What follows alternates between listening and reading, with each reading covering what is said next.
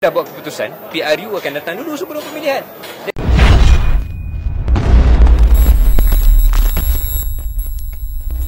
Ini berkaitan dengan apa yang tular baru-baru ini, surat perjanjian antara Naib Presiden UMNO ataupun Perdana Menteri Malaysia Datuk Seri Ismail Sabri dengan Tan Sri Muhyiddin. Jadi apa pandangan daripada UMNO itu sendiri?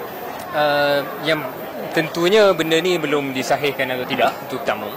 Tetapi UMNO ini bukan perjanjian antara UMNO dengan PPBM ataupun Perikatan Nasional. Ia mungkin satu perkara yang berlaku pada saat tersebut, waktu nak ahli Parlimen Paguh turun dan bagaimana nak menggantikan dengan ahli Parlimen Bera, iaitu Naib Presiden UMNO sendiri. Jadi perkara ini tidak dibincangkan ataupun tidak pernah di endorse ataupun disebut oleh parti. Jadi kita tunggulah, sebab perkara ni, bab tular menular ni dah lama berlaku. Macam-macam perjanjian yang tular menular, tapi akhirnya kita tengok, saya selalu sebut, kita tengok keputusan. Keputusannya hari ini tidak ada timbalan Perdana Menteri daripada PPBM. Baik. Seperti mana dulu orang kata ada perjanjian untuk menaikkan Anwar Ibrahim sebagai Perdana Menteri. Hari ini Perdana Menterinya bukan Anwar Ibrahim. Jadi kadang-kadang strategi ataupun Perikatan UMNO ni orang pertikai dan persoalkan, tapi akhirnya setakat ini kita tak boleh nak ego ataupun semua. Setakat ini ia merupakan berkat itu datang kepada UMNO, alhamdulillah, dan kita memimpin ataupun Perdana Menteri kita datang daripada Naib Presiden UMNO, dan tidak ada orang kata apa-apa kelebihan jadi Perdana Menteri daripada PKR ataupun timbalan Perdana Menteri daripada parti yang kita pun tak nak kerjasama. Baik. Adakah UMNO akan menyokong jika seorang timbalan Perdana Menteri dilantik daripada PPBM? Saya rasa tak timbul keperluan untuk semana-mana timbalan Perdana Menteri sekarang.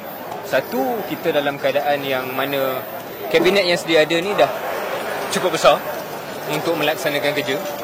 Kedua, kita ada bermacam menteri kanan. Jadi apa keperluan untuk seorang timbalan Perdana Menteri dalam saat ini? Ketiga, tidak ada peruntukan perlembagaan pun dalam perlembagaan persekutuan untuk seorang timbalan Perdana Menteri. Jadi bukanlah menjadi satu kewajipan. Keempat, sekarang ni kita dah di hujung-hujung penggal parlimen. Dan dengan meletakkan seorang timbalan menteri di hujung-hujung penggal, timbalan Perdana Menteri di hujung-hujung penggal ni bukannya akan automatik menyelesaikan masalah. Jadi saya lebih gemar kita bercakap tentang apa yang perlu kabinet sedia ada buat untuk memperbaiki situasi yang mencabar untuk rakyat. Baik. Pendaim Zainuddin baru-baru ini ada mengeluarkan kenyataan bahawa Pakatan Harapan bersama Pejuang akan kalah besar dalam PRU 15. Apa Pakatan Harapan bersama Pejuang? Ya. Apa pandangan Ketua Penerangan sendiri? Bukanlah kita nak berseronok dengan kesusahan orang lain, tetapi kita dalam politik dah tentu kita nak menang besar dan kita nak lawan kita kalah besar. Jadi kalau perkara itu betul berlaku, saya harap UMNO dan Barisan Nasional apabila kita memimpin lebih mutlak besok boleh mengembalikan kestabilan kepada negara, boleh membuktikan kenapa rakyat kembali kepada BN itu adalah satu perkara yang betul, dan sokongan itu kita balas dengan jasa dan juga dengan kepimpinan yang lebih baik daripada sebelum ini. Baik, soalan terakhir. Desakan-desakan yang meminta saudara sendiri melepaskan jawatan sebagai salah seorang di dalam pejabat Perdana Menteri sebagai penasihat ekonomi. Jadi apa reaksi saudara? Satu, pertamanya, ramai orang berkali-kali saya dah terangkan bukan penasihat tetapi pengarah dalam bahagian ekonomi.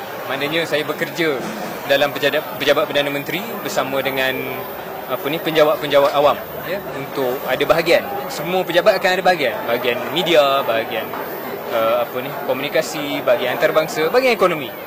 Jadi saya memimpin bahagian ekonomi tersebut untuk melaksanakan apa-apa saja kerja yang difikirkan perlu untuk mengkoordinasikan isu-isu ataupun urusan-urusan berhubung ekonomi untuk pejabat Perdana Menteri tersebut.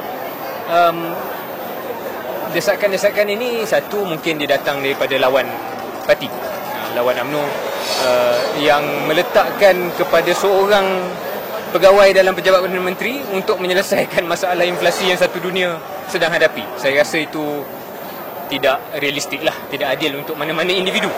Sedangkan negara kita pun dengan semua kepimpinan yang ada masih lagi terdedah kepada senario inflasi sedunia. Jadi itu saya nampak hanya permainan politik yang kalau fikir dalam memang kurang adil lah. Sebab takkan saya seorang penjawat dalam pejabat menteri, kalau harga barang naik semua salah kita. Saya ingat benda tu kurang adil dan tak realistik. Tetapi ada juga mungkin suara-suara dari dalam UMNO. Yang ini mungkin saya rasa sedikit kecewa. Tapi biasalah, ini dalam politik parti kita ni macam-macam yang orang akan bercakapkan. Sedangkan saya rasa perkara ni bukan menjadi keutamaan. Yang keutamaan sekarang dari segi kerja saya dalam pejabat menteri, pejabat Perdana Menteri membantu mana yang saya diminta bantu. Kerja saya dalam UMNO sebagai ketua penerangan, sebagai dalam pemuda untuk memperkuatkan parti. Kita buat perkara itu kedua-dua. Jadi kalau ada suara-suara sumbang yang cuba nak memecah belahkan parti, menggunakan individu-individu tertentu sebagai orang kata simbol untuk memanaskan situasi dalam parti, saya rasa benda itu tak sihat. Bukan pasal saya je. Jangan kita gunakan apa-apa kepentingan individu untuk mempertikaikan ataupun menyerang dari dalam parti sendiri. Saya rasa bukan masanya untuk kita buat perkara itu. Kita pun dah buat keputusan, PRU akan datang dulu sebelum pemilihan. Jadi apa keperluan untuk serangan-serangan antara individu dalam parti oleh mereka-mereka yang mungkin ada pengikut dan sebagainya. Saya rasa benda itu tak sihat. Baik, terima kasih.